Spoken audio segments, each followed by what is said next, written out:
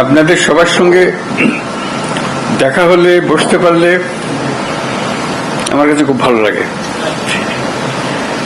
মানে সাহস পাই। কারণটা পরিষ্কার, কারণ এই সরকারের জন্ম হয়েছে ঐক্যের মাঝখানে, ঐক্যর দ্বারা এটা সৃষ্টি। যখন আমরা নিজেরা কাজ করি, ওটা হঠাৎ দেখি একা পড়ে গেছে, আশেপাশে কেউ নাই আপনারা, তখন একটু দুর্বল মনে করি। যখন আবার সবাই একসঙ্গে হন আপনারা, আবার মনের মধ্যে সাহস আছে যে আমরা একতাবদ্ধভাবে আছি। একতাতেই আমাদের জন্ম, একতাতেই আমাদের শক্তি। যে লক্ষ্য নিয়ে, যে উদ্দেশ্য নিয়ে